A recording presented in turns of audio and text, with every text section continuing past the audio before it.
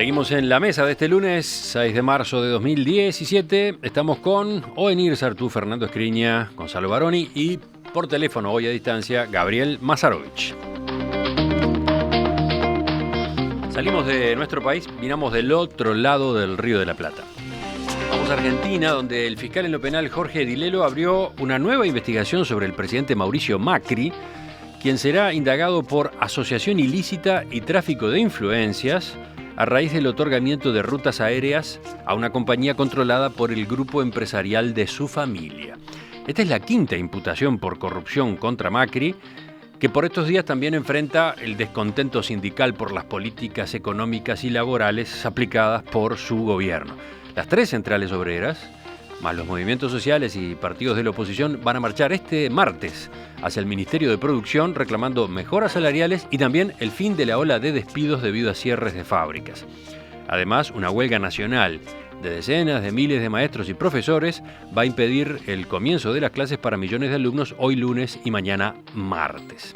El miércoles pasado, cuando inauguró las sesiones extraordinarias del Congreso, Macri fue abucheado por el bloque kirchnerista, lo que obligó a la bancada oficialista a salir en su defensa. Pero estamos convencidos que la inflación va a ir bajando hacia el final del año. La principal medida para eso... Silencio, por favor. Vamos a respetar al presidente, por favor. Hay que respetar el voto democrático. Señores, hay que respetar el voto de la democracia.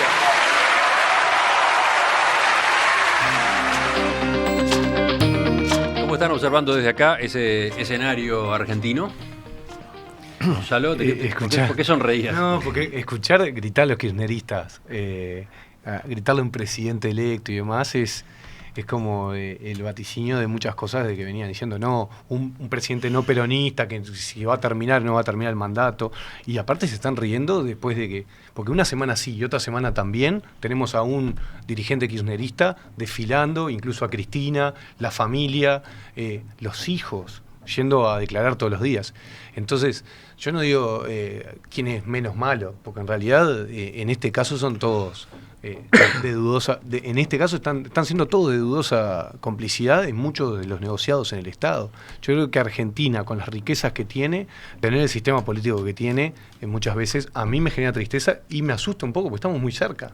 ¿Y por qué nosotros tenemos estas instituciones totalmente distintas? Entonces, el abucheo ese que están teniendo contra un presidente democrático, que si en caso de que realmente tenga una implicancia en esto, va a pasar por la justicia, es el mismo que cuando hacen un acto en la puerta del juzgado, cuando fue Cristina, es el mismo que sucede cada vez que va Máximo Kirchner cada 3 días a declarar. Entonces, me asusta un poco tenerlos tan cerca.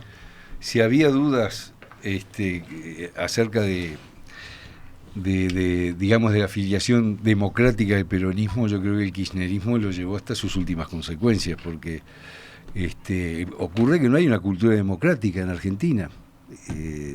Digamos, todo el proceso de los presidentes que no han sido peronistas han terminado en esto, es decir, vale más el grito en la calle que el voto, y eso le hace daño a la sociedad argentina, y curiosamente es una sociedad que tiene grandes profesionales en todas las áreas, es un país de un enorme potencial y es una sociedad de emprendedores en muchos casos. Sin embargo, la clase política es una clase política que no puede admitir, porque ningún dirigente puede admitir que sus seguidores le griten, interrumpan a un presidente de la República cuando está haciendo el informe al Parlamento, nada más ni nada menos, a los representantes de ese pueblo que se cree más pueblo por el volumen de sus gritos que por la cantidad de sus votos. Gabriel, tú querías hablar de este tema, a ver, ¿te escuchamos? Sí, yo creo que no está en discusión los gritos de los kirchneristas, sino si Macri es un ladrón o no, ¿no? Digo para ponerlo en claridad, porque si no, finalmente, o sea, la familia Macri que se benefició con la dictadura de Videla y que multiplicó por 15 la fortuna de su empresa familiar en dictadura, beneficiándose con la masacre de los dirigentes sindicales, dictadura que no era kirchnerista ni peronista, que era apoyada por la oligarquía gorila argentina, que es la que representa a Macri. ahora se nota que con las privatizaciones escandalosas de Argentina, que tampoco las hicieron los kirchneristas, se benefició hasta el infinito, y no solo fundió el correo y lo vació, sino que ahora se perdonó la deuda porque nunca pagó. Encima ahora tiene, parece, una venta trucha de su empresa familiar aérea para poder taparla y sacarla de los cosos, que se la pasa a los ejecutivos que siguen siendo ejecutivos de su grupo económico, y a esa misma empresa familiar le otorga 16 frecuencias de viaje, la misma que usa para viajar. Además tiene todavía por aclarar una cantidad de cuentas en Panamá, que parece que son las menos, porque debe andar por Suiza también, y la isla esa que queda cerca de Inglaterra, de paraíso fiscal, que no se sabe para qué quiere eso de paraíso fiscal, si con todo esto que hacía en Argentina uno no sabe para qué quiere todavía robar más afuera. Y encima de eso todavía, encima de todo eso y de todas esas cuestiones, tiene también el tema de cómo tiene las contradicciones de todas las medidas que toma, que lo benefician directamente, porque por ejemplo el blanqueo de capitales que autorizó, que significó miles de millones de dólares que no van a pagar los argentinos que sacaron la plata para no pagar, para no declararla, se benefició a sí mismo, a su familia y a todos sus ministros que tenían la plata afuera. Entonces yo no me asusta la discusión en el Parlamento, de repente no es de muy buena educación gritar en un presidente. Me parece que lo que está en cuestión es rápidamente estas medidas increíbles de connivencia del poder, ese sí de verdad, del poder económico pesado de la oligarquía argentina, con utilizando otra vez al Estado como botín para abrirle puerta para hacer sus negocios. Tú hablaste más de una vez de robos, me impresionó un poco el término, ¿no? Sí. Bueno, vaciar el correo y después perdonarse la deuda, ¿qué es? No sé, le podemos llamar, no sé, receptación. No soy término jurídico, ahora para mí es un ladrón el que hace eso. Yo que no sé llamarlo de otra manera. Lo que digo que realmente me parece que hay además hay un tema central. Ahora leía, porque dicen de las cosas que dicen, ¿no? Un ministro de Macri dice: en el exterior somos rockstar y acá nos critican todo. Y señala que ahora hay una World Economic Forum que se va a hacer en Argentina, en una cena por la que van a pagar $1.200 por escucharlo. Yo digo la verdad, me hace acordar tanto a Menem esto, tanto, ¿no? A Menem y a Caballo. A mí a Cristina, Y a esa idea de los rockstar que después dejan todo destrozado, y a esa pasión por la imagen que es lo que lo tiene absolutamente deteriorado, ¿no? Rápidamente perdió gran parte de todo el apoyo que tenía social, y la verdad que esa inestabilidad en Argentina no le viene nada bien a la región. ¿Tú hacías alguna apunte al pasar, Gonzalo? que a mí más que a Menem me hace acordar, porque yo Menem lo vi muy chiquito, a mí me hace acordar más a Cristina, con sus carteras Louis Vuitton y sus relojes de $10.000 y sus miles de terrenos en Calafate. O sea, me hace acordar más a eso, y yo lo que estoy viendo es que es más un tema institucional argentino en general, de que hay una connivencia entre los ricos, los que detentan el poder, sea del color de que sea. Yo creo que la honestidad no tiene, digamos, izquierda o derecha. Yo lo que me parece reprobable es decir, bueno, sí, nosotros robamos, pero al final ustedes también. Es decir, como que se ha legitimado una especie de mal de muchos que creo que le hace daño al sistema. Yo, más allá de eso, por supuesto que si hay denuncias, si hay elementos para denunciar, debe hacerse ante la justicia, y eso ya se hizo. Lo que no veo correctamente es que más allá, no se le está gritando a Macri, se le está gritando al presidente de los argentinos. Ese es el punto. Sí, yo creo que a estas alturas hay que asumir que la corrupción es es decir, la corrupción como fenómeno operativo en política es nuevo, es decir, no es que la corrupción sea nueva, sino el grado de incidencia que está teniendo en la organización política e institucional de los países ese sí es un fenómeno nuevo, ¿no? Es decir, la ligazón estrecha entre el poder político y el poder económico de formas descaradas, ¿no? venimos de lo de Odebrecht, estamos embarcados en lo de Odebrecht en Brasil, que es uno de los grandes centros de corrupción, es decir, de los grandes fenómenos de corrupción, que salpica además prácticamente a todo el continente y fuera del continente. Vemos estos fenómenos en la Argentina, donde el presidente, a un año y poco de asumir, está vinculado por lo menos a dos grandes escándalos económicos, ¿no? Es decir, la condonación de una deuda familiar, de la empresa familiar, y la entrega de la línea aérea. En fin, son cuestiones que se están volviendo sustancias. Acá estamos planteándonos el problema, varios episodios que generan serias dudas, ¿no? Como el episodio de Pluna, el episodio de ANCAP, el de la regasificadora. Es decir, es un hecho que la corrupción está, ya no es que hay políticos coimeros, es que hay una implicancia directa entre el poder económico y el poder político, es decir, con un grado de desparpajo como nunca lo había habido, o sea, históricamente no lo había habido. Y eso está de alguna manera asumido, es decir, uno ve que la gente dice, sí, esto, lo otro, pero en realidad está asumido, es decir, no genera el grado de reacción que deberían generar esos fenómenos. Es como que de alguna manera hemos asumido que esa implicancia entre lo político y lo económico, y bueno, es como inevitable. Yo no creo que sea inevitable, pero sí que es un nuevo problema para los cientistas políticos y para los ciudadanos. ¿Cómo es posible? Es decir, ¿qué hay que hacer para que estas cosas no se produzcan? No creo que sea un problema que se arregle con el Poder Judicial ni que se arregle con comisiones investigadoras, porque implica a todo el sistema político.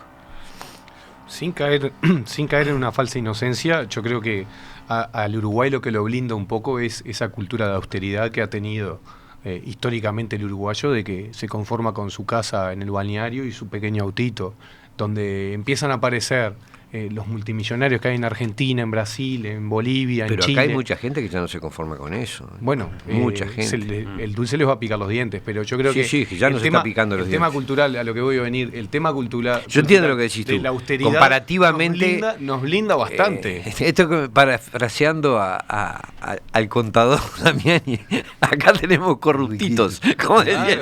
No tenemos ricos, tenemos riquitos. Esto es parte de un debate mucho más profundo, que supone analizar a los políticos profesionales, es decir, a las personas que dedican su vida al servicio del Estado. Hoy digamos que el sistema político se pone bajo sospecha con todo esto y le hace un daño importante al sistema. En todo el mundo, además, en todo el mundo, es una cosa impresionante. También es cierto que hay más información.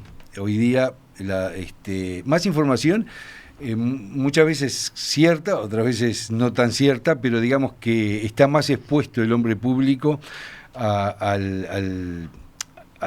que se le juzgue. Hay un tema para mí determinante, que está también vinculado a los empresarios en la política.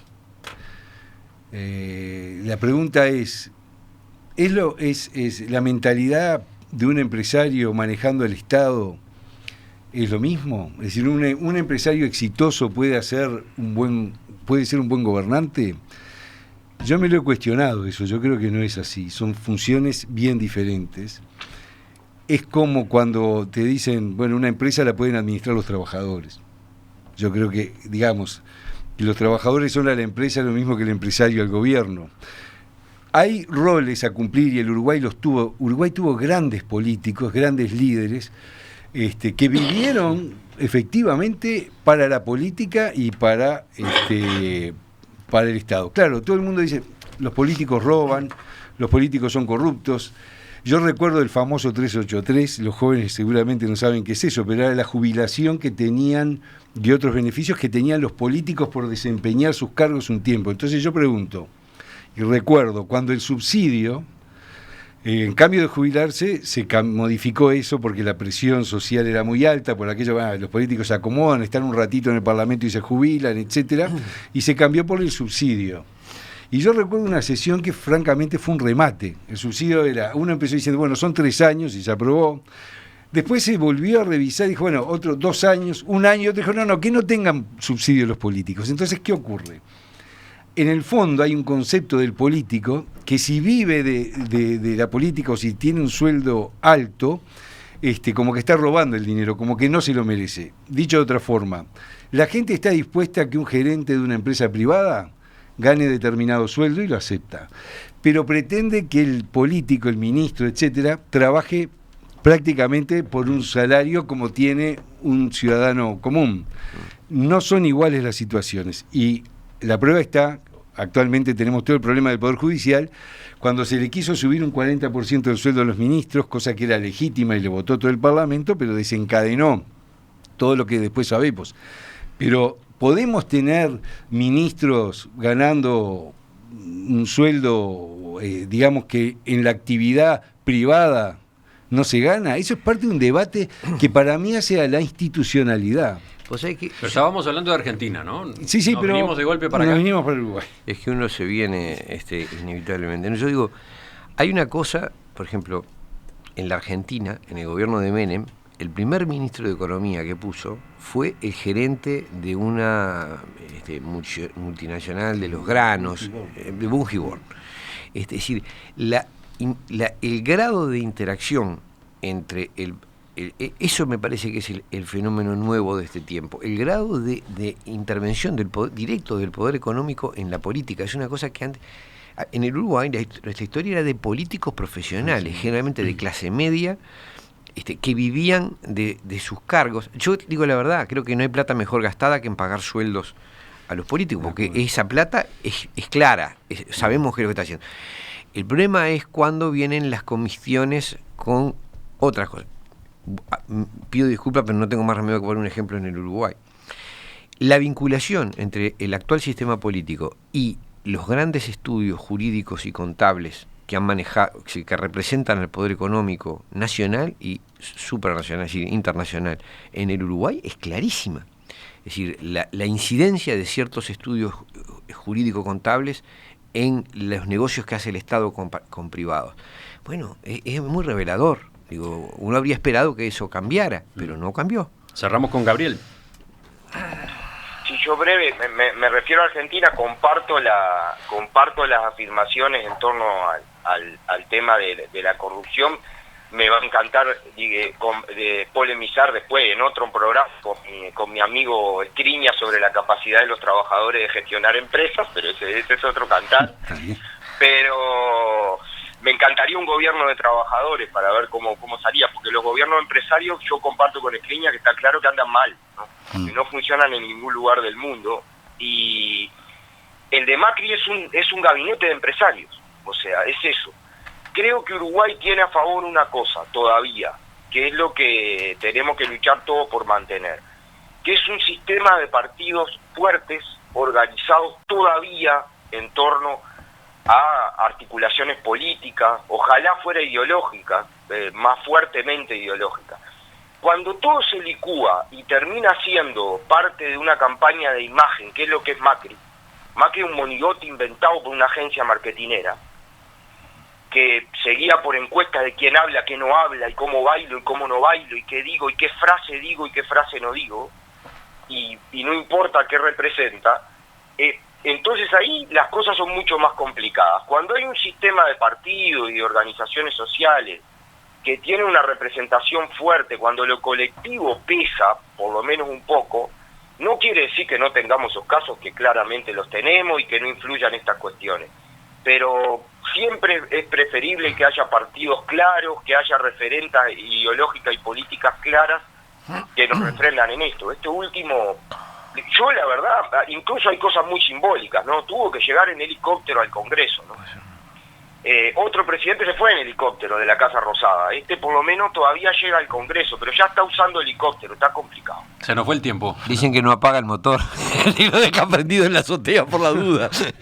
No, sí, solo quería decir esto, que me parece que acá hay una cosa que es la privatización de funciones del Estado, me dirán fundamentalista, pero donde la corrupción empieza a ser imparable es siempre que el Estado transfiere a particulares la gestión de ciertas cosas. Digo, no lo digo, no sé que el estatismo pleno, o sea, el modelo soviético, por decirlo así, no fue solución en absoluto. Pero lo que constato es que en todos lugares, desde Estados Unidos con la privatización de la guerra y hasta el Uruguay con la privatización de los servicios, termina siendo ahí donde el poder económico se prende, corrompe al poder político, es decir, porque hay una transferencia habilitada de dinero del Estado a los privados, y ahí es donde se pudre la cosa. Ese tema me parece que hay que estudiar.